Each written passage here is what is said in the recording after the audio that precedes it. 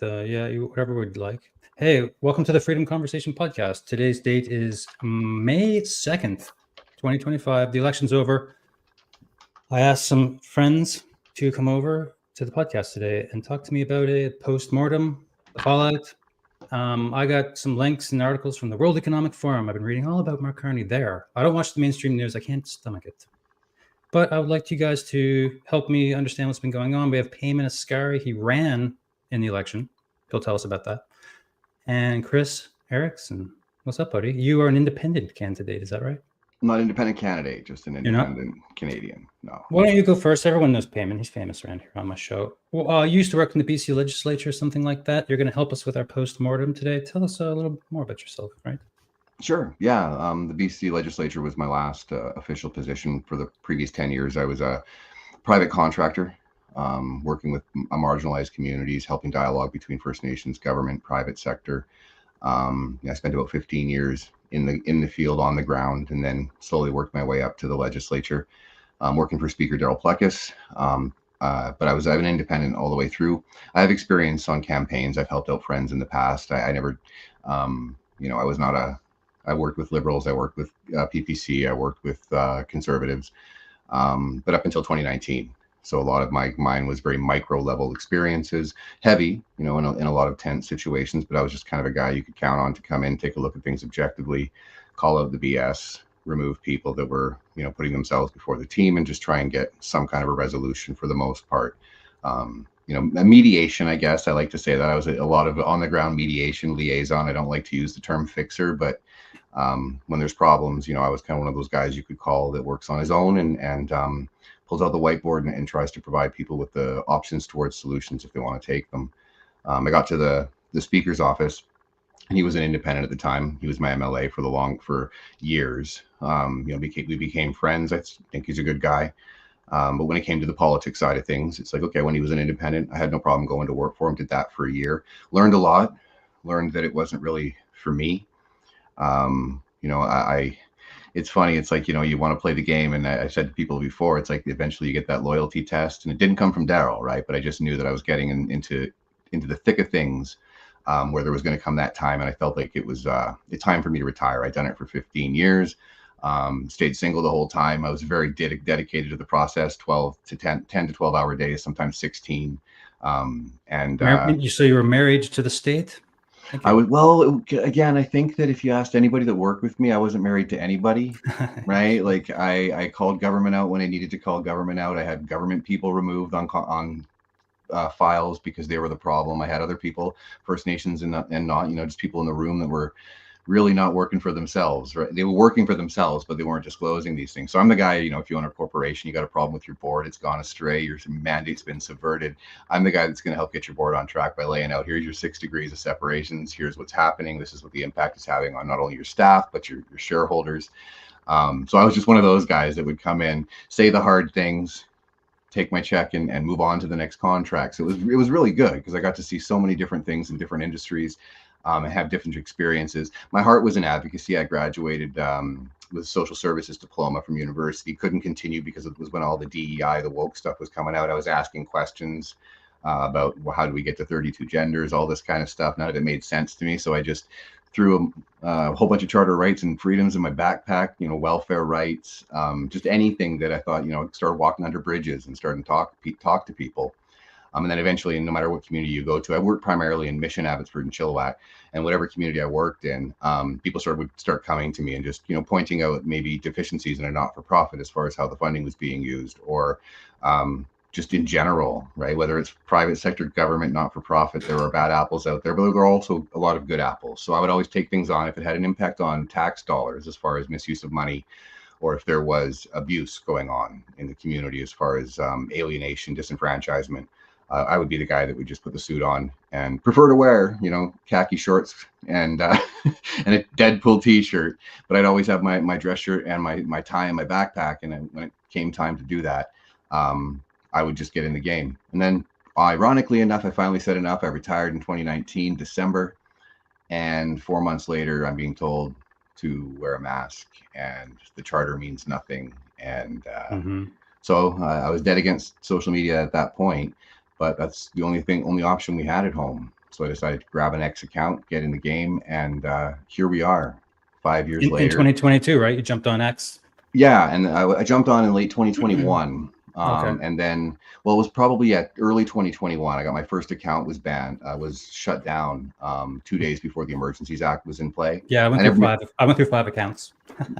So you know that experience. Yeah, it's like going to Getter, going to Gav, and other places. It's like the Did you work in tumbleweeds. Did you work in Victoria, BC, in that legislature there? Yeah, well, I was contracted out of the Speaker's office in Abbotsford, but I spent some time at the legislature in Victoria. Okay. So depending on what I was doing, I was mostly research and troubleshooting was what I was doing for that year. Okay. Just to kind of keep the machine moving, keep it greased. I used to hang out there. There's a little park nearby with the little old gravestones and stuff. That place is a Masonic shrine, let's be honest.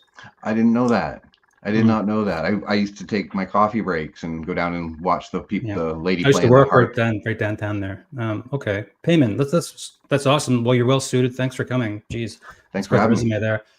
You're well suited to explain to me, an ordinary farmer living out here in rural Canada who doesn't watch social media. I can't fucking stomach it anymore. But I got a podcast. I got social media. I pay attention. I know what's going on, but I'm not involved, kind of. But I want you guys to just start telling me what's been going on, what you're hearing, because you guys are involved in the fucking battle. And Payman was just in the election. So what's up, buddy? You're also in BC. You were at debates. I kind of want to hear some stuff about that. But how are you? How are you fucking rested yet at all or anything? Yeah, everybody called me. I got 1% of the vote, so I got sucked up in this whole wipeout of the People's Party, and everybody's calling me. They're like, "Are you okay? Do you need a shoulder to cry on?" I'm like, "Yeah, it's not my first defeat. Like, I'm perfectly okay." And I saw this coming. Yeah, so I went through 6 debates, and I've never run for office before. I'm a businessman. I used to install data centers. And I thought, because I was occupying, I'm like Eric, sorry, Kris, I always get your name wrong. I'm like Kris. When the lockdowns happened, I was living in the online space, and when you live in the online space, you put out a tweet and it gets 750,000 likes, and you assume that it's not an echo chamber, but it's completely an echo chamber. So you go into the debates. People in the debates, the voters, they're not interested in what the problem is. They don't want you to preach to them about what's gone wrong and why. They just want a solution. And this is where the political parties, the established political parties, come in, because they have entire teams that come up with solutions, prepackaged solutions. We call them party talking points. So they'll say, we will increase your RRSP by this much percent. We'll match CPP to inflation by this much more. And that's, the people gobble it up because they don't, I guess they're just struggling to keep their head above water, right? So that's one thing I noticed. Another thing is there's a sort of a rift between the generations are changing. So what the baby boomers built, they're on their way out, and this massive socialist state with all this entitlement that's crippling the economy. They're kind of taking it with them, and behind them is the Gen Z. They're coming in, and they're like, well, we have to inherit this debt, and we have a housing crisis. Like, we can't afford housing. We basically can't afford food. There's no jobs. How do we fix this? And the Liberal Party, in an act of self-preservation, rather than addressing that, they figured in short-term gains, like, let's figure out how we can win this election. And here along comes Donald Trump, and they make him out to be the big bad boogeyman, and they scared all the boomers. And my biggest concern is what's going to happen in the next election, because these parties, they're completely godless. They have no moral compass. They have no problem jumping ship from the boomers that they pretended to care about this time to the Gen Z next time. And we've already seen Mark Carney come out and signal that with his equity tax. So, man, I do not envy the baby boomers right now. Is it true that Mike Myers on Saturday Night Live, a great Canadian, you could say, was paid by Mark Carney's company to do that on Saturday Night Live, to tap his elbow? Is that true? Have you heard this rumor? I'm going to throw that one over to Kris. I'm not confirmed. I hear that's where that started. Either way, the elbows up thing started. One way or another, it fucking started. As a mass formation psychosis, and this is part of the problem, probably why the Liberals won. Also, that was the strategy. And all that 51st state stuff. Also, Donald Trump yesterday was like, oh, I love Mark Carney. It's great. I'm so happy he won. We got a great relationship. He's coming over later. Just talked to him on the phone. Great guy. No problems. There's no 51st state psyop anymore either. Poof. right? The On to the hocus next pocus is over. So what's the fuck is the postmortem here? Here's my first question for you guys. Are we going to be eating bugs by Christmas? You want me to It's a take serious that one? question. It's a serious Go fucking ahead, Kris. question. I have World Economic Forum links, 331 hits from Mark Carney on their search, videos, podcasts, Zoom meetings of him with Bill Gates, with everybody else talking about our economy and the climate change scam. And I think Canada is in the fucking ringer. Something's cooking. Like, what do you think? Are we going to eat the bugs by Christmas? What do you think? I don't think so by Christmas. I think that they're so they're. Good. What I've noticed is Uh-huh. the further Okay. you go back, the further the patterns are there, and they're kind of telling us what's going on. I think that we're unique with Canada in relation to the large landmass and the small population, so we're a lot easier to manipulate to keep us from organizing and being aware. The distractions come fast and furious. So if you want to view this as a controlled demolition, they're not going to blow out every floor at once, right? I don't think they will. Like, I mean, there's some things you can do that I think if you're aware enough of what's going on, there'll be signals, bat signals, like, okay, oh, this is, CBDCs or digital IDs, other things that they've been in the works, the WHO pandemic treaty. There are things in there that could trigger, a lot of hysteria for those that are aware, but those that aren't aware, those that are asleep, those that are waiting for the next thing, they have no idea what's going on around them right now. And so we're the lucky ones, right? At 40,000 feet, they get to look and go, hey, wait a second. I love my country. I love my people. But you guys are so easily led to the next thing and the next thing and the next thing. Like you said, it's like switching that channel. Coming back to Mike Myers, I don't know if he was paid. I would be surprised if he was actually paid. I think in a lot of those situations, it's literally just a quid pro quo. Help us out. Sure.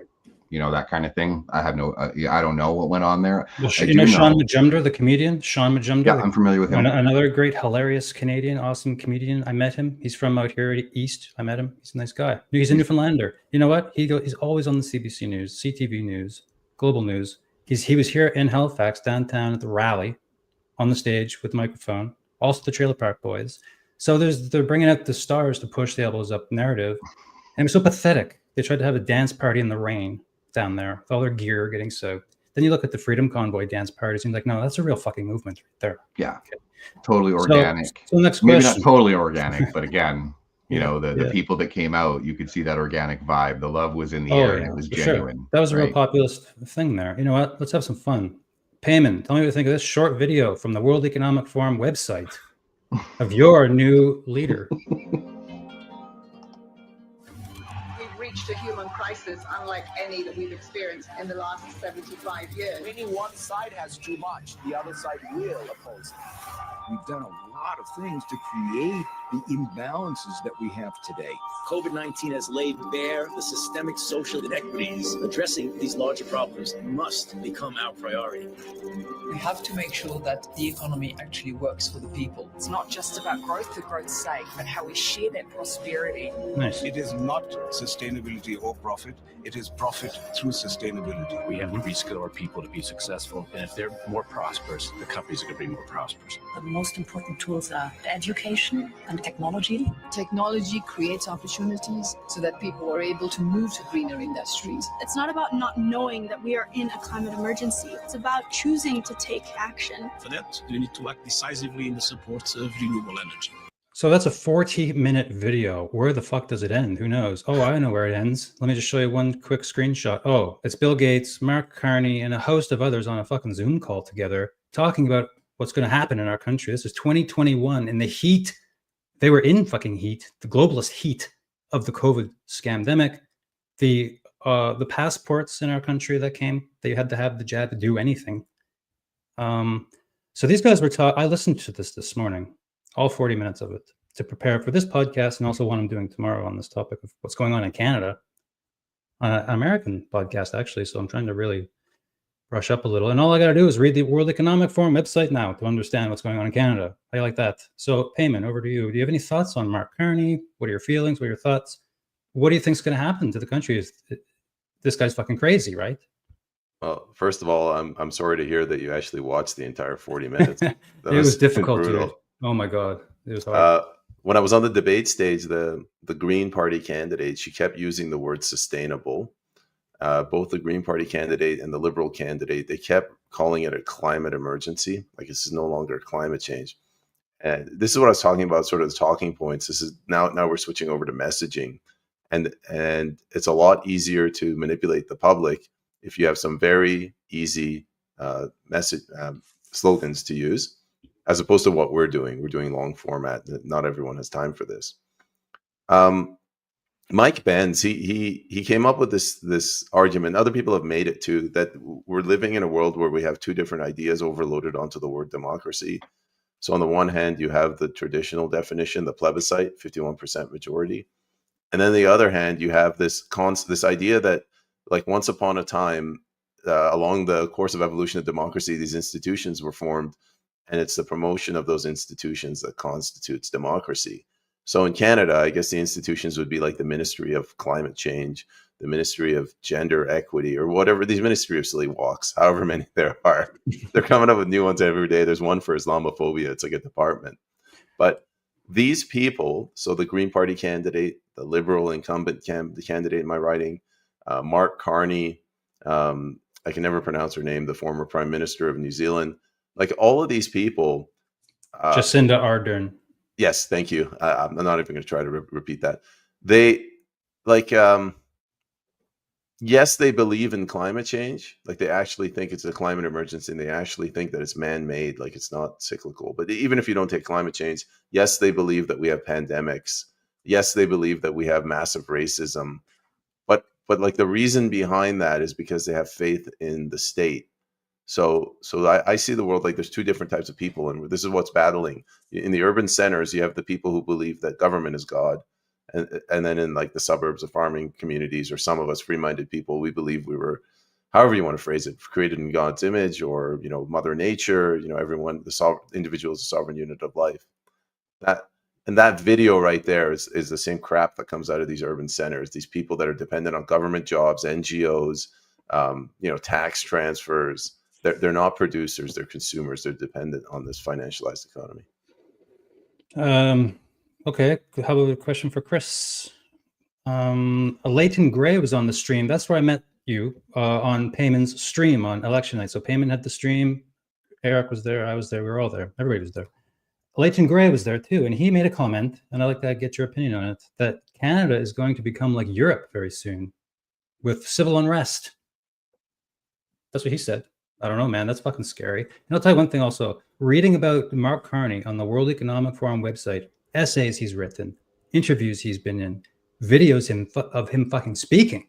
It's like, I'm actually getting a little concerned, to be honest with you. This country. Go ahead. Civil unrest turning into Europe, you know, whatever. But what did he mean? What did he mean by that also, do you think? Well, I think that, you know, it's like how you want to define civil unrest. I think that, you know, this is going to be hard for a lot of Canadians to take when it comes to Mark Carney. It's like, you know, you can look back even a year ago, there's a lot of people have been keeping an eye on him for a long time, in regards to how, you know, with his central banking experience, he even during the campaign, he's like, you know, I'm a globalist and an elitist. I think that's what Canada needs right now, because most Canadians don't know what that means, don't understand the implications. But, you know, I don't know if, that's the problem, right? Like I said earlier, when you're in Ireland, you see what's going on in Ireland right now. You saw what's happening with the No Farmers, No Food movements. They can mobilize and have a presence very quickly in a small area, right? So you're on the islands, you know, that kind of thing. The problem that Canada has is twofold, right? Is the size of our land mass. It's really three: the size of our land mass, the chilling effect tactics the government has used with the freezing of bank accounts and persecuting people with a different opinion. That has way more of an impact than I think people realize psychologically, as far as how do we mobilize. And then you got the people that want to attach themselves to movements, and whether they're genuine or they have self-interest or they're government agents. It's very hard right now for Canadians to know who to trust, who to go to for valid information. You know, to get behind an initiative when you have so much division is so. That's what I think is the biggest problem for us, is we're polarized, right? So you got to pick a team first, and that team has to be, so that's why I have a problem, and I always kind of stay independent. It's like right now, if you wanted to organize, well, you got to go, okay, well, you know, you're not going to get the Liberals on board. You might, if things get, because I don't like to you know, it's really difficult to say all Liberals, all Conservatives, you know, it's not fair to a lot of people. But at the same time, even when we were trying to get some kind of other motivation, trying to get something going to say, hey, enough of Trudeau, try and force an election, the prorogation, the Conservatives wouldn't get on board with it. So it's like it's a very, very hard time. Like, and the only time I think we came close where I was really excited since the convoy was when we were seeing the parents come together. Your religion didn't matter. It was like the 2 million man march. It was Christians, Jews, Muslims, everybody. And then we had October 7th happen overseas. And I had the division, it ripped right through that movement. It still went off well, but it's really hard to key in on something that could actually get people moving as far as like an overnight, we're out in the streets. The government can do it because they got the machine, right? As far as the CBC and the rest of that goes. But if you don't have, for lack of a better term, if you don't have the Conservative Party mobilize their CBC, their shills, people would call them, mobilizing people and saying, hey, this is what we got to do. We got to get out. We got to be out there. We got to stand up for this. Most of us in the middle are standing there going, how do you organize in a situation like that? So as far as having one thing that I can put my finger on is saying, yeah, we'll see it. I don't know. I think we're going to see a bit of a slow squeeze over time. Even now after the election, you got everybody saying, we'll get them next time. Even we didn't lose, all this kind of stuff. And I'm like, I see it as a uniparty though. Like I see it like the games that are played. I was in the game long enough to be like, you can't, we could spend a whole hour on. I guess we're going to talk about immigration next. And that's the thing too. Like, immigration is one thing that you might see be that issue. When you start to see that if the inflation continues and the housing squeeze is still there, it's going to, no matter what Carney promises, you don't get projects and housing built overnight unless you go to the brick codes, you go to the modulines, you get the companies that can put these trailers down real quick. Let's go talk to the Vancouver port. We'll buy a bunch of steel containers and you'll be happy, right? But I think that we could head down that road. I just don't know who will be the leader of, that's the thing. If decentralizing it, like saying, oh, this person's going to lead, you're just setting yourself up. So as far as like an organic convoy kind of moment, it's going to take something that really does shock people, that is on their front door saying a home equity tax, maybe. But again, I don't know if that's going to be enough for people to get out there. It's I like think when Alexander no, that's awesome. Oof, it's good. I'll leave it there. You're very knowledgeable, man, and I'm just an ordinary farmer. Okay, interesting. Holy mackerel. Well, first thought, Alexander Solzhenitsyn had a similar comment to yours there. He said people didn't fucking wake up in the Soviet Union until people put their hands on them and said, you're coming with me. And they're like, well, what do you mean? What did I do? Don't matter. You're going. That's when they woke up, because they said something wrong in a letter to a friend, maybe, right? That's what Alexander Solzhenitsyn did. He wrote a letter to a friend and he said, I don't think Stalin his policies are not so great. I don't think he's great. Maybe he said he's a fucking asshole. He said something like that, maybe. But he went to the Gulag for 8 years and he was a decorated war hero.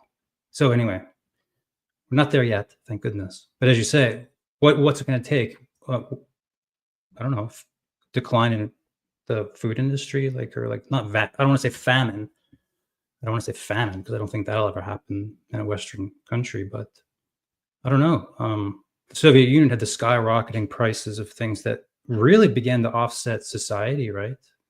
So payment, I don't know, sort of rambling, trying to throw it over to you, this big ball of ideas, but also with, so the fall of Canada, the socialist surge in Canada of our government, the green scam that's coming, the globalism and all that, the blood drinkers, the bankers, they're all here now.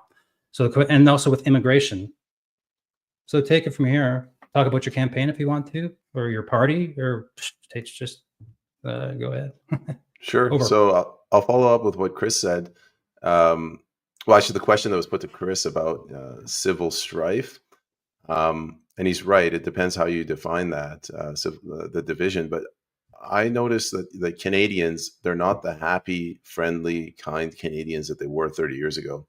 The number of people that have flipped me the bird while I'm driving, it's crazy. And this is like in an affluent neighborhood, older people between like 30 and 60. A lot of women are acting in a way like, here's the one thing I noticed when people are driving. Let's say I'm making a left turn and I didn't have the right of way. The person that's coming towards me, like normally you would stop and you wouldn't honk, but like they do not even slow down. Like they risk T-boning me to make a point. This is not the Canada I remember.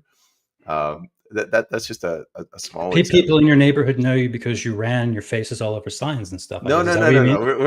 Who's Like, giving you the finger? Even if they don't see my face, like if it's sometimes it's not even me. But that's just different. in general. Yeah, the general vibe. People are assholes. I get it. Okay. Yeah. Let's be honest. The PPC is not like. I'll tell you one thing. Here in Halifax, they think the PPC are like.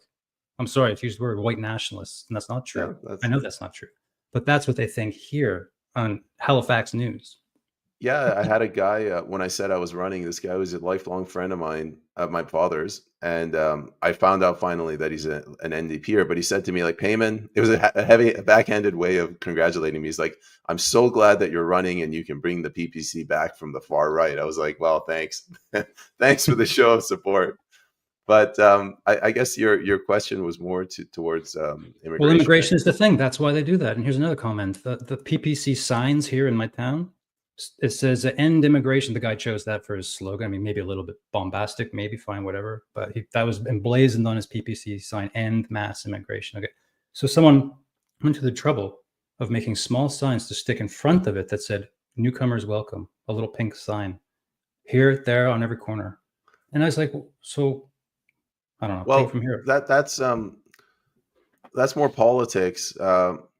Okay, let me explain. I never used the word "end mass immigration" because I talked to a whole bunch of people. That's how I do my polling. I sit down, I talk to them for an hour, and whatever they complain about, that's their pain point.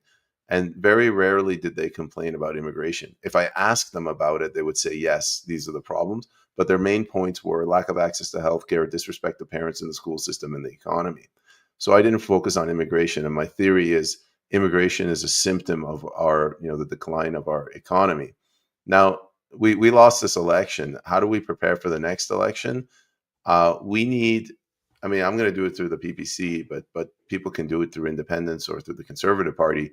You need leaders to go out into the community and educate the public, because what's happening is the left, they're so good at messaging, and it sounds like they're messaging with love, but they're intimidating the public. And basically they're saying, if you don't believe in climate change, you're a psychopath. And then you go to election time and you have 4 weeks to sort of, I hate using this word, but deprogram the public, reprogram them. And it's not going to work. So that thing you said, that guy said, newcomers are welcome here. Much better than end mass immigration. It's more expressed with love, right? Like, you guys have other policies. It could have said, like, I don't know, end the carbon tax, or I don't know. Well, you tell me, what's a better choice of slogan that local guy, that jackass, could have used? I don't think that was a smart move for his campaign. Well, People this is probably took that the wrong way, Yeah, it was bad. And this is something that is above my pay grade. I don't know if I can think of my feet, but I would say, like, think about the economy. Let's help our veterans. Yeah. Let's help our elderly. You can't say Canada first, but it has to be Canada first. Like, love our children first. People want a message of hope. And that's what we have to do. Sort of educate them in the next 4 years so that we're prepared for the next election. Cool. Okay. Future predictions. Let's steer into this department. Anybody can take it. How about I'll start? I don't know. Eat the bugs by Christmas. Okay. Now you guys go. I think that they're putting this fucking pedal to the metal, these globalists. I'm not kidding. I usually focus on the transhumanist and the synthetic biology side of these things lately. The technological factors in governance that are coming. I think we're headed for a technocracy, but that's not today's discussion. Talk politics. We're still in a political world. This isn't a socialist, really. It's not a country that is a communist country or a socialist or a Marxist country. It's just not yet. But we're we caught the cold, or you could say, don't you think? Okay, what's the future predictions, guys? I'll quickly say mine, and I'll throw it to Kris. I think they're going after the land. Like, they want to get people off the land and make them renters. Yeah, well, in my local area, there's just right now they're having people. You can go sit in and scream and yell at them or whatever, wherever they call that, town halls, about this thing about if you have chickens, you got to register them. Right now, this is happening in my fucking town, my area. Riding. Okay, anyway, go ahead. Yeah, sir. All right. I agree with I don't know. Like, I'd be very surprised if we saw bugs by Christmas, but they might be drawing up the menus, for the following year. But I think it only takes 2 weeks for people to start eating bugs. That's how long it takes. If they're told, elbows up, shoving the bugs in your mouth, right? 2 weeks to flatten the bugs. Exactly. Well, it's in the creepy part too, right? It's like from, if you've ever seen the movie Starship Troopers, and it's like they've got the bug thing down as far as that goes, right? But I think that the first thing that worries me is the censorship. I think that the language control is the one thing that I see on the horizon that has really put me in a situation where, if you follow me for a while or whatever, like, I don't believe my account to be controversial. If you're from a certain group, right, then of course you're not going to like. If you're from government, because I criticize, I'm in the middle, and I try to criticize everyone equally. But so I still feel that, and it's not like I feel like, oh, I'm special or anything, but I'm not polarized into one camp, right? So if Polyev got in and my account was taken down, I could see that. With Carney coming in, my account getting taken down, I can see that happening. Quick comment. Yeah, you mentioned your account. That's interesting, because I've been thinking about that. You're one of those, quote, big accounts on Twitter, right? And people say, oh, the big accounts. And to be honest with you, I have so many of them blocked because I just don't care.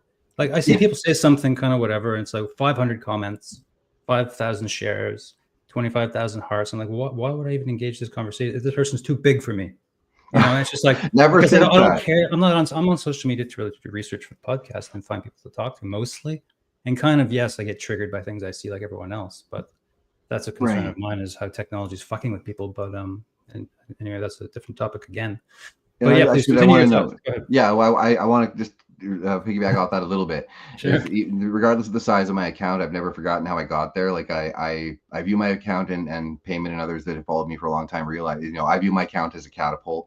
I don't, it's not about me. I haven't monetized it. I'm not like, to me, as far as like, it's even to this, it wasn't until this year I'm kind of, well, maybe I have a little bit of influence.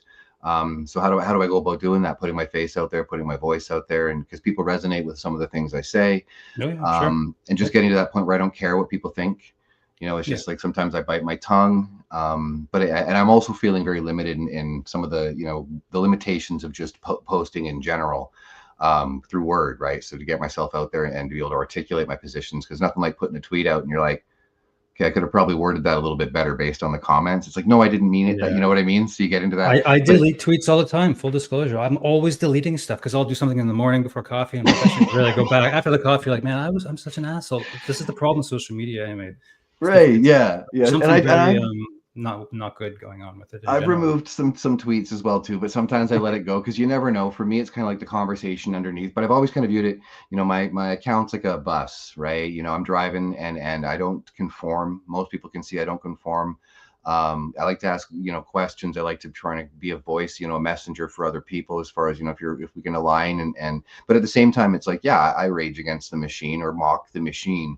But at the same time, I take just as much time, I think. Anyways, I'm getting back into a balance as far as trying to remind people, we're in this, it's a marathon.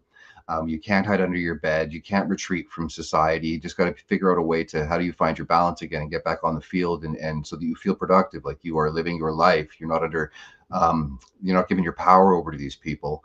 And it's hard from day to day, right? So, and I would encourage you, doesn't matter the size of the account. If the person who you're talking to, if he looks down on you because you've only got so many, then yeah, you don't need to talk. But there's people out there with big accounts like myself and others that just, I don't care how big, how small the account is. You're a human being. If we can see eye to eye and have civil discourse, I'll show up for any time, any place to have that discussion. As long as I feel like people are going to learn from it, they're going to feel less alone in this journey.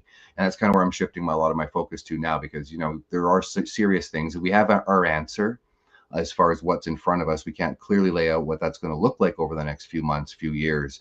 But we can honestly say that in many ways we are alone.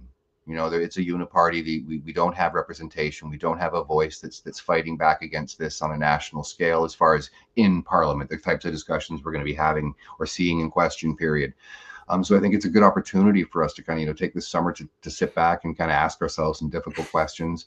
And so I'm hopeful that through that process, through spaces and doing these kinds of things, to be able to encourage people to not lose hope. But you got to be real with what's in front of you. We are facing some serious legislation that'll be back on the table that was after Pro Rogue occurred. We weren't having to look at that. So censorship, pulling it all the way back, going for a full circle here. The censorship is a main one that I see. And then whatever trade deals that we see that come with, Mark Carney's doing his thing, and it's really hard to predict what levers he's going to pull first. but I'm quite confident censorship is going to be on the top of his list as far as making sure they can maintain that narrative. But at the same time, we're all on X. We're in a different world, you know. Like you go out into that world, it's a parallel universe. Nobody knows what's going on. You watch CBC, you watch CTV, and then you have a shower, of course, to get that filth off you. But you see that. Do you guys watch mainstream news? I honestly, like, I'll see the clip here and there, whatever, and I watch little clips. But if I sat down and just click on the news, and I do it once in a while, but you know what I do? I watch like March 2020, March 2021. I go back to it and watch the mainstream news, it's nightly news, CBC, not the national, from 2021. And I'm just like, holy shit! And as you say about the media and their power growing now because of this, well, this is only a catastrophe for this country, an absolute psychological and spiritual catastrophe. This news, I'm sorry, it is. Yeah. Payman, CBC, what are your thoughts or other thoughts you may have? Well, I don't watch it directly, but it's funny. Everybody distrusts CBC, but they run to CBC as a credible source.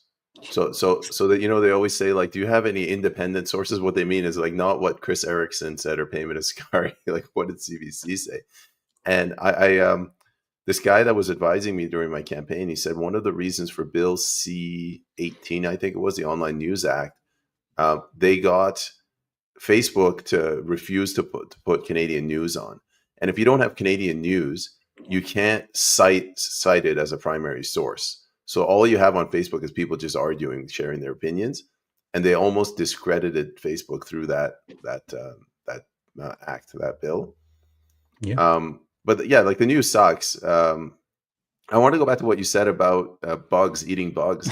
We kind of already were halfway there. When I was a kid, I used to go through the bazaar with my mom, and she'd pick out all the produce, and the guy would put it on that old school scale with the counterweight, and she'd pay in cash. And then I come to Canada, like, the grocery aisles are perfectly sterile. You have, like, the labeling. It says, like, the percent. I always wondered as a kid, I'm like, how do they know what percentage sugar is in that? But, like, everything is coded, everything is measured, and it's not natural. So bug food is just a little bit in the other direction, in that same direction. Well, the mainstream news also inflated this concept of the 51st state narrative and the elbows up narrative. And you know, Donald Trump also, I'm sorry, you know, my wife, she's so sweet. I was like, so the morning of the election, I was like, so what do you think? What are your feelings, darling? She said, Donald Trump fucked us. Walked away. Because, and I thought about that, and we talked about it later, and what she meant was he went along with that. Not long after our politicians were down in Mar-a-Lago, he came out with all this stuff about wanting to conquer Canada. It's bullshit. This isn't fucking Attila the Hun around here. This is a real country with, you know, it still is a functioning country in some sense. It's like it's not, and people jumped on board with that. And now look, it's over, poof, because the election's finished. As predicted, it was a psyop to make the middle voter lean left, of course, right? Donald Trump's syndrome, derangement syndrome, on steroids, produced from the CBC News and Donald Trump's own mouth. So this is international psyops from one big uniparty, one could argue, don't you think? Let's get conspiratorial to wrap up. No, I think we're fucked. I think Canada is at the tip of a spear now for the global new green economy. And it could happen at a rapid rate, very rapid, couldn't it? One I don't know, power outage away, or one bank situation or financial, right? I don't want to use the word collapse, you know what I mean? But even that's on the table, one could argue. That would get rid of a lot of people quick. But and maybe let's talk about MAID, because this is a spiritual catastrophe and a psychological catastrophe for our country. And last night on the High Wire with Del Bigtree, it's a huge show in the United States, huge, millions of watchers live all around the world. That had someone from Delta, BC on there talking about MAID. And oh my goodness, what do you guys think about MAID? How do you feel about your country with this going on? And for the record, in California, they have the same population, and they got MAID the same time we did. Okay, so you can look at this on a scale. They had like 800 deaths from it down there, but you got to drink the brew yourself. There's a little system or whatever down there. Here, the doctor injects you to death. It's fucking different. And that makes it easier. And we had 15,000 deaths. And that's government data, which is probably rigged. It's probably higher. And Quebec has the highest in the world for this right now. So what do you think of this? You want to take that one first, Payman? Sure. I'll be real quick. Going back to Donald Trump that whole tariff thing, it was basically COVID all over again. They manipulated the public into believing that there was an emergency, and they said you have to vote for us, vote for us, or you're going to die. That's basically it. With MAID, it's funny, on the debate stage, everyone supported MAID. I'm pretty sure the conservative candidate did too, and even the libertarian candidate. And it's that came up at the debates. That topic came up. I'm surprised. Cool. Yeah. Well, it was from the audience. Someone asked. Some of my older supporters, like 80 plus, they support MAID because their view is no one should have to commit suicide. Like they should be able to die with dignity. When my grandmother, my father's mother, she had lung cancer, my dad went and this is in Iran, and he went and got a whole bunch of opium and he gave it to her. I guess it's a anesthetic. And she's like, "What? I'm not a junkie." She's like, "You're gonna die, lady. Like, just at least die in peace." One other way that you could view MAID is the government is gobbling up all of our rights. Like, they don't even want people to take their own life. They're like, if you want to die, you have to let us do it. And obviously they make a profit, but it's about centralization of power. And it goes back to what I said, that there's two versions of democracy. It's the institutions that represent democracy. The people are not sovereign. So I don't support MAID because to me, it's a slippery slope. It's murder, right? But I don't want to come. Drink it yourself. Don't get the fucking doctors that inject you. And you know what? Here's another fact. There's a study. There's activists in the medical community. There's doctors who have like hundreds of them on that they've done, and some that have none because they're not going to do it. So you get activist doctors who think this is just great, and you can watch interviews with them on TV. And they're so proud of it. Go ahead. I'll end it with this, and then I'll give it to Kris. There's a hospital in Vancouver called St. Paul's, I believe. It's a Christian Catholic hospital, and on principle they can't perform MAID because it's against their religion. They got taken to court.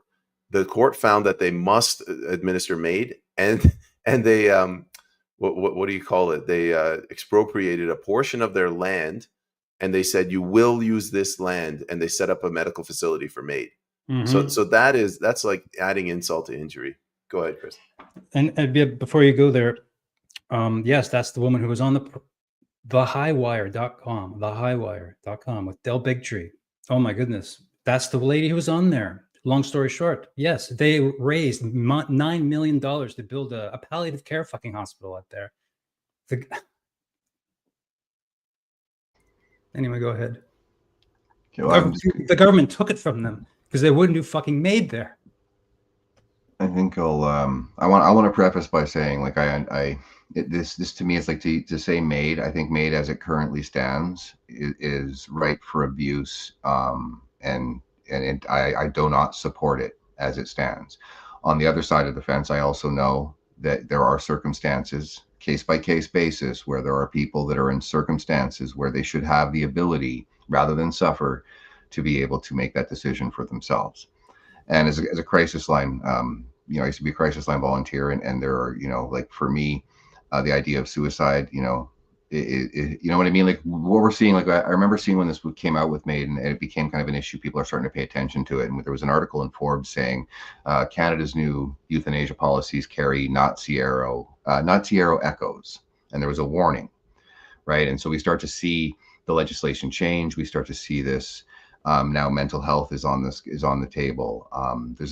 For me, it's the slippery slope that says to me, okay, if I was in charge, I'd say, yeah, no, as it stands, it stops. Those case by case basis, yeah, family members, friends, you have your doctors, you have everybody together. You shouldn't be completely say, no, you've got to suffer. You have to spend the rest of your life in complete pain, especially for terminally ill people. They may want to make that decision.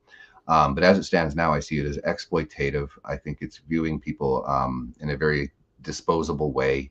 I think we see that there are mental health issues. I think we saw some people testifying from the military that they were offered it, You know, you have people promoting it. You have people, it's like it's on the list as far as the, hey, do you want MAID? So for me, I'm just like, no, every human life is valuable. Everyone has something to contribute. Everyone matters. We need to add humanity back to it. And right now I don't see humanity in MAID. It makes me very uneasy. It makes me very sad when I think of so many lives that have been ended. And if they'd had somebody around to say, hey, that's not your choice, it's no different than seeing what we see in the schools with regards to gender ideology. People who are in a very vulnerable situation that aren't being given, you know, the guiding potential that comes from that, the political agendas that come from that. So I don't care how old you are or what, you know, what situation you're in. I want people to be objective. I want the doctors to take a look at this as far as do you know the decision that you're making? Here's all the options you have in front of you. And I don't want the government promoting it. It should be a personal decision between the family. People know that they're, you know, the person, if that's what they want to do, then they should have the ability to do it. But at the same time, the way it's being run right now, you said 15,000, I think it's way higher. And I'll finish with this. Yeah. We're in a situation right now where we've just had 5 years at least of intense psychological operations put onto the people in Canada from the COVID policies. None of the parties want to talk about it. That's why I'm really, that's what, to me, it says it's the uniparty. How can you look at 6 million or however many? I'll say this, you know, I think everyone was traumatized. People processed it differently. But you want to lock kids in their rooms for 2 years and pretend that didn't have an impact on them? Pretend that the job losses and all the coercion, the Nuremberg Code violations. I know it's not law, but if you're saying, oh, well, it's not law, these ethical guidelines just don't need to be followed. We can do whatever we want to get this stuff into you, but then leaving them behind, right? And so my concern is when I was advocating as well, too, every, you know, Christmas leading up to the new year, I'd look at the suicide rates and I would get motivated, right? It was always a driving force for me because, you know, I always said, if I got 5 minutes, you know, to try and help somebody see the value in their life, and then every minute of life can be beautiful depending on the perspective that you bring to it. There's always a lesson to be learned.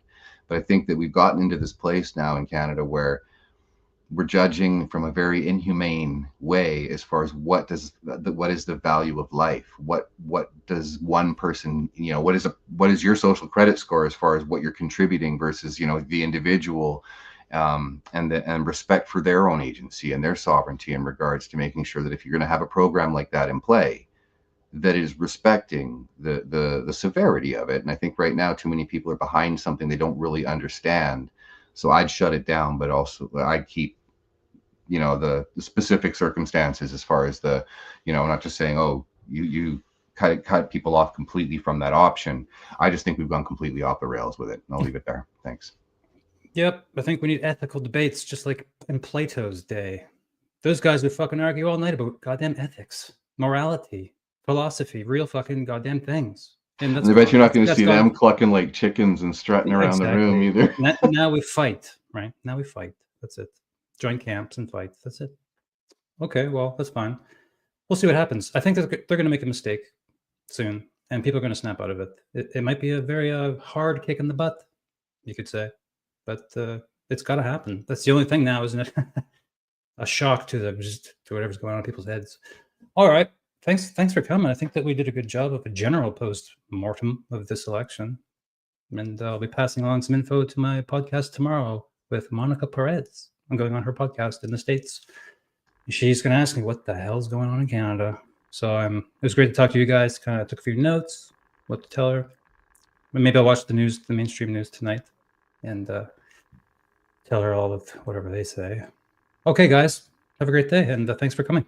Payment, PPC candidate. Let me get rid of that bugs thing so we can see our names and handles there. Can I say one thing quickly? Go ahead. We got time. Go ahead. Say whatever you want. Good. Yeah, no, I just wanted to say, you know, thanks for having me on, and you know, thanks for putting your hat in the ring there, Payman. And moving forward, you know, my DMs are always open. So, you know, if I can't make it to your post, keep sending them to me, and I will do my best to get them out there. Can't promise I'll send out everything, but if there's anything I can do to help you guys increase exposure, get your message out there, I'm always there. So please feel free. Don't shy away on that.